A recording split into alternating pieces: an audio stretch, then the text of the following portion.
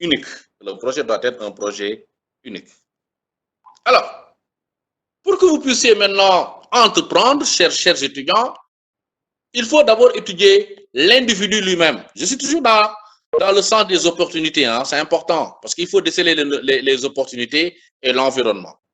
Mais qui entreprend, c'est l'individu. Mais qui entreprend, c'est l'individu. Mais pour que vous puissiez entreprendre correctement, il va falloir que vous étudiez de fond en comble cet individu.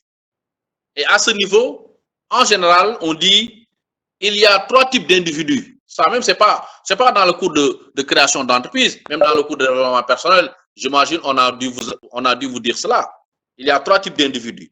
Il y a ce qu'on appelle le rêveur, l'individu qui rêve, quelqu'un pour vous faire penser plus grand, hein, le rêveur. Il y a le bosseur, quelqu'un qui vous pousse à l'excellence, à finir les choses. Il y a aussi le réaliste, quelqu'un qui vous fait garder les pieds sur terre. Alors, je reprends. Il y a 3 types d'individus. Il y a le rêveur. Le rêveur, c'est quelqu'un qui vous fait penser plus grand. Le rêveur, c'est quelqu'un qui vous fait penser plus grand. Le bosseur, c'est quelqu'un qui vous pousse à l'excellence, à finir les choses. Et enfin, le réaliste, c'est quelqu'un qui vous fait garder les pieds sur terre. Alors, si on devait faire le choix entre les 3 types d'individus, lequel choisirions-nous? Lequel choisirons-nous entre le rêveur, le bosseur et le réaliste? Hein? Je reprends le rêveur, c'est quelqu'un qui vous fait voir grand. Le bosseur, c'est quelqu'un qui vous pousse à l'excellence, à finir les choses. Et enfin, le réaliste, c'est quelqu'un qui vous fait garder les pieds sur terre. À mon humble avis, que si on veut entreprendre, il faut qu'on soit rêveur. Hein? La bonne personne ici, c'est l'individu qui rêve. Il faut rendre nos rêves, il faut matérialiser nos rêves. Les rêves, il faut les matérialiser, c'est-à-dire rendre possible nos rêves, c'est important.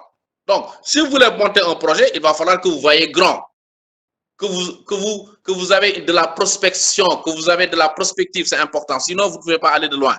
Quelqu'un qui ne rêve pas, quelqu'un qui n'a pas une projection futuriste, il ne pourra pas créer une entreprise. Parce que l'entreprise, c'est un paquet de problèmes. C'est un paquet de problèmes. Mais il faut anticiper sur les difficultés, il faut voir les difficultés du moment, les obstacles et tout ce qui s'ensuit. Hein, vous voyez. Donc, il faut que l'entrepreneur soit quelqu'un qui rêve. D'ailleurs, j'ai l'habitude de le dire, hein, je le dis, c'est toujours dans le cadre de ce cours-là, le monde appartient à ceux qui agissent et qui osent. Le monde appartient à ceux qui agissent et qui osent. C'est important. Il faut sortir du rang. Le problème, ce n'est pas l'État. Le problème, ce n'est pas les politiciens qui sont véreux. Le problème, ce n'est pas le chômage des jeunes. Il faut regarder les choses de façon... Parce qu'aujourd'hui, on regarde les choses de façon erronée. On regarde les choses de façon erronée. Pour que nous puissions aller de l'avant, il ne faut rien attendre il faut rien attendre des autres. Nous attendons que la vie nous donne tout. D'ailleurs, nous attendons que la vie nous donne tout ce dont on a envie, ou bien tout ce dont on a besoin. En général, on n'a pas ce que l'on mérite. Personne ne vous donnera rien.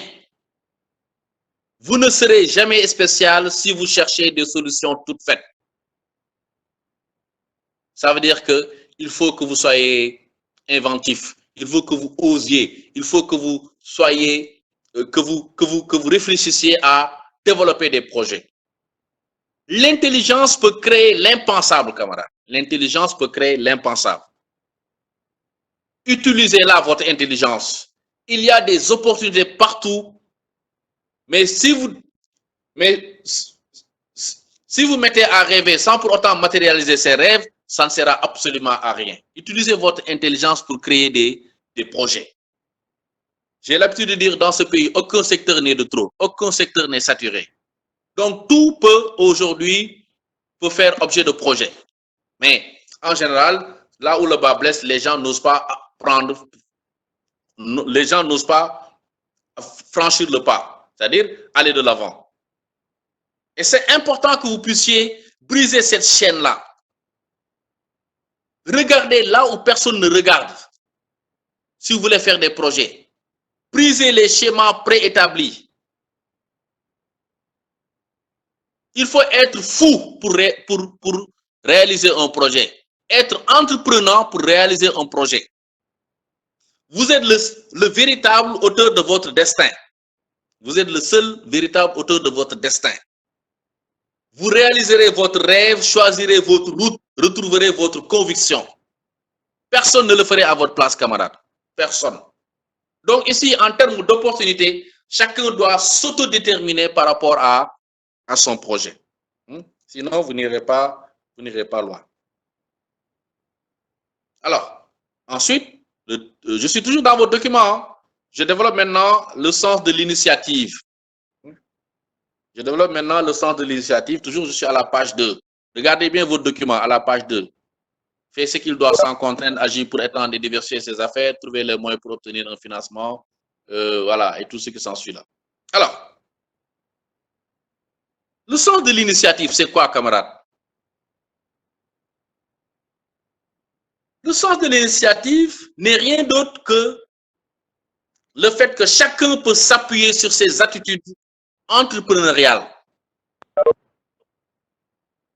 Mais quelles sont ces attitudes entrepreneuriales?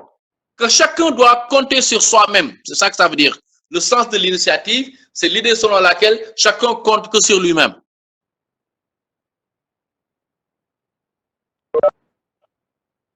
Autrement dit, sans aucun doute, c'est de l'autonomie, de la créativité, de la curiosité, de l'esprit d'initiative et avoir un certain goût du risque. Le sens de l'initiative, je répète, camarades, c'est avoir de l'autonomie, de la créativité, de la curiosité, de l'esprit d'initiative et un certain goût du risque. Comme dit l'adage, qui ne risque rien n'a rien. En général, les gens les plus futés, c'est les gens qui réussissent le mieux. Les gens qui osent le plus, c'est eux qui réussissent le plus.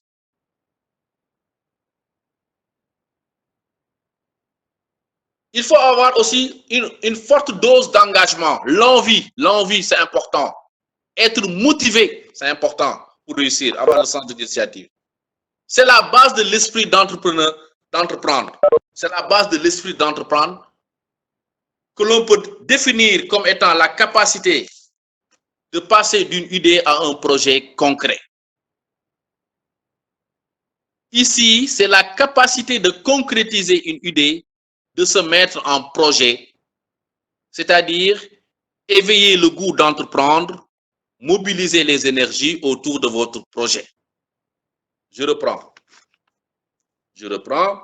pour les retardataires. Le sens de l'initiative, c'est la base de l'esprit d'entreprendre que l'on peut définir comme étant la capacité de passer d'une idée à un projet concret. Ici, c'est la capacité de concrétiser une idée, de se mettre en projet, c'est-à-dire éveiller le goût d'entreprendre, mobiliser les énergies autour de votre projet. Donc, l'action est fondamentale. Il ne suffit pas seulement, quand vous avez une idée, l'intuition, vous avez déjà l'intuition, vous l'avez validée. Mais maintenant, il va falloir que vous franchissiez maintenant le pas, le cap. C'est-à-dire maintenant, j'ai réfléchi, maintenant j'agis. Hein? L'action, l'intuition et l'action, en parfaite corrélation entre l'intuition et l'action. Il faut une synergie entre l'intuition et l'action. Il faut que l'on agisse. Il ne suffit pas simplement de dire je veux faire. Maintenant, agissons, faisons, matérialisons, portons le projet. C'est ça que ça veut dire, camarades. C'est ça que ça veut dire, hein? Le sens de l'initiative. Mais si vous êtes quelqu'un toujours qui attend que les choses vous tombent du ciel, c'est pas possible. C'est pas possible. Rien n'est donné gratuitement. Dans la vie, c'est une compétition. J'ai l'habitude de le dire. La vie, c'est une compétition, mais une compétition saine dans un esprit de saine émulation. Dans un esprit de saine émulation, j'ai l'habitude de dire, la vie en société, c'est du darwinisme social. La vie en société, c'est du darwinisme social. Les forts triompheront, les faibles périront. Hein? Parce qu'il faut oser, il faut aller de l'avant. Sinon, vous perdez votre temps, camarade. Alors, je pense que j'en ai assez parlé pour peut-être pour ne pas monopoliser la parole. Je vous laisse maintenant la possibilité Je vous laisse la possibilité de poser des questions par rapport à ces deux critères-là. Le sens de l'opportunité et l'esprit d'initiative pour l'entrepreneur que vous serez plus tard, Inch'Allah. Merci. Je suis à votre écoute maintenant, camarade. Il y a des questions. Monsieur? Oui. Sur le sens de l'initiative, vous avez dit le sens de l'initiative, c'est la capacité de concrétiser. J'ai dit le sens de l'initiative, oui. C'est la capacité de concrétiser une idée. Je vous entends mal, hein? Vous avez dit c'est la capacité de concrétiser une idée. Oui. Oui, ensuite, qu'est-ce qui suit? Non, je dis c'est la capacité d'abord, je dis c'est la base de l'esprit d'entreprendre que l'on peut définir comme étant la capacité de passer d'une idée à un projet concret. La première phase, c'était la phase d'intuition. On est passé d'une idée, maintenant on passe maintenant à un projet concret, c'est l'action maintenant. Est-ce que je me fais comprendre? Oui, monsieur. C'est le couple intuition-action. C'est le couple intuition-action maintenant. Vous avez compris? Il y a une question.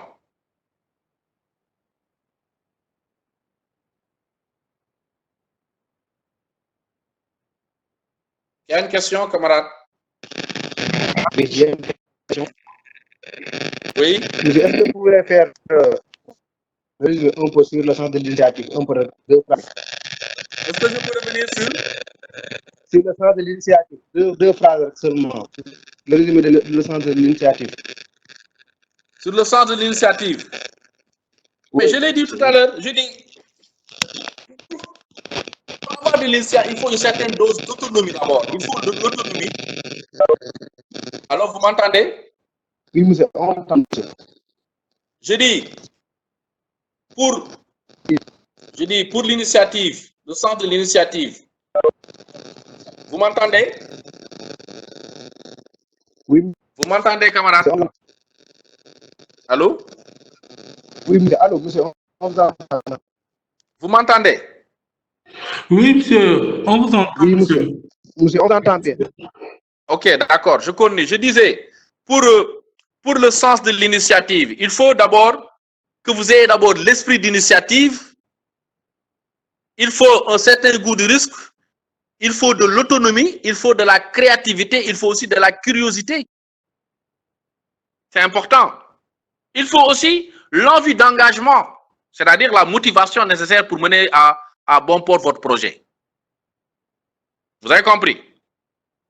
Le sens de l'initiative, c'est avoir confiance en soi pour faire du développement personnel. C'est important le sens de l'initiative. Parce que si vous n'êtes pas créatif, si vous n'êtes pas curieux, si vous n'avez pas l'esprit d'initiative, mais vous n'irez pas loin. Si vous ne pouvez pas prendre aussi des risques, vous n'irez pas loin non plus. Est-ce que je me fais comprendre? Celui qui avait posé ma question sur l'esprit d'initiative, c'est bon? Oui, c'est bon, j'ai compris. Pardon? Merci beaucoup, c'est clair maintenant. C'est clair, oui. D'autres questions? Il y a des étudiants qui ont des questions, des inquiétudes? Il y en a beaucoup. Oui, revenez à 100%. Allô? Monsieur. Oui. Allô, monsieur? Oui. Vous avez dit, la démarche SYNAP vise à atteindre la vitesse croisière. Pardon, vous dites? La démarche Oui. SYNAP vise à atteindre la vitesse croisière. Non, je dis, non, pour que vous puissiez atteindre votre vitesse de croisière, Oui. mais forcément, il va falloir que vous preniez des initiatives. Je disais tout à l'heure, dans la création d'entreprise, vous vous souvenez, quand on a fait le cours de marketing au premier semestre, pour ceux qui me suivent là, je vous avais dit que quand vous créez votre entreprise, il va falloir que vous restiez 2 à 3 ans avant que vous. Parce qu'au départ, les gens ne vous connaissent pas. Les gens n'identifient pas votre produit. Les gens, vous n'avez pas assez de visibilité sur le marché. Mais on dit maintenant, à partir de la 3e année, il faut que votre produit prenne la mayonnaise. Parce que, à partir de la 3e année, votre produit est identifié et connu de tous. à partir de la 3e année, votre produit est connu et identifié de tous. Et de ce point de vue-là, vous devez atteindre la vitesse de croisière. Une vitesse de croisière, ça veut dire quoi? C'est juste arriver à commencer à gagner de l'argent correctement. Vous avez compris? Quand vous créez votre salon de coiffure, ensuite vous arrivez à avoir 5 clients par jour. 2020, 2021, 5 clients, 10 clients par jour, c'est bien. Mais à partir de 2022, votre magasin doit refuser du monde. C'est ça que ça veut dire. Parce que vous avez le temps de faire de la publicité. Les gens que vous identifiez, vous avez un salon de coiffure. Les gens connaissent votre produit. Les gens vous font confiance au fur et à mesure. Mais à partir de votre 3e année de production, maintenant, vous devez atteindre la vitesse de croisière, c'est-à-dire monter les cimes, atteindre les sommets, être à l'apogée de votre art, de votre domaine de prédilection. C'est important. C'est ce que je disais tout à l'heure.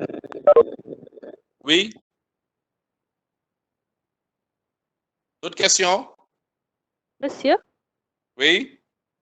on peut dire que aussi le sens de l'initiative, c'est la capacité de passer d'une idée à un projet.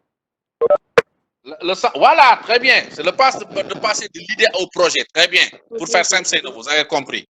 C'est-à-dire qu'ici, l'idée, c'est l'intuition. Qu'est-ce que je veux faire? Je veux monter une boulangerie. Oui, tu as l'idée. Tu as réfléchi par rapport à la boulangerie, c'est bien. Mais maintenant, ouvre la boulangerie, c'est la phase pratique. L'idée, c'est d'abord la théorie. Mais l'initiative maintenant, ici, c'est l'action réellement. C'est la pratique. Je veux ouvrir un salon de coiffure. Oui, ok. Je réfléchis. Qu'est-ce qu'il faut pour ouvrir un salon de coiffure? Il me faut tel produit, tel produit, tel produit. Oui, d'accord. Maintenant, il faut que je matérialise maintenant cette idée en action. Je monte maintenant le business. Oui. Est-ce que je me fais comprendre? Oui. Oui, monsieur. D'autres questions?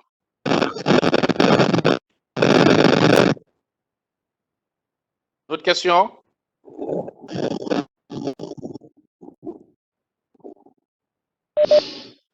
Oui? Yeah. Oui. Pour réussir dans le projet, est-ce qu'il faut un bon leader ou un bon manager? Ah, mais moi, je vous repose la question. On a fait le cours de management au premier semestre, non? Ah bon? Mais je vous repose vous-même la question. Pour créer une entreprise, qu'est-ce qu'il faut? Il faut un leader ou bien un manager? Ah. Pardon? Oui. Non, Salif, non, vous n'avez rien compris. Mais c'est un manager. Pas forcément un manager, non, Salif. Hein? Je vous ai dit, nous tous, on est manager, mais tout le monde n'est pas leader. Quand vous créez votre entreprise, vous êtes manager. Mais on peut manager positivement ou négativement. Mais tout le monde n'est pas leader. Vous avez compris? Mais pour que il va falloir que vous fassiez vos preuves d'abord. Oui. Mais le leadership ne se décrète pas. Le management se décrète, mais le leadership ne se décrète pas. Oui. Vous avez compris? Oui. Voilà. Merci. Qui d'autre? Des questions? Monsieur, Oui. vous pouvez revenir sur le sens des Bien sûr, le sens des opportunités. Oui. Qui pose la question? Je veux savoir si le C'est Marie. Monsieur, dites à C'est? mon membre d'éteindre son micro, monsieur. Marie On entend Aliou. rien. Je vous entends, c'est Mariette Diouf. Allô? Oui. Oui, vous êtes venu en retard. Oui. Oui. À 15h pile, on a démarré nous. Hein? On ne peut pas venir en retard. Mais c'est pas grave. Alors, dans le sens des opportunités, Monsieur, le porteur de projet doit être capable de porter sur lui-même un regard critique. En se demandant s'il est d'abord un bon entrepreneur, est-ce qu'il a le bon projet ou bien est-ce qu'il est un bon employé au bon moment?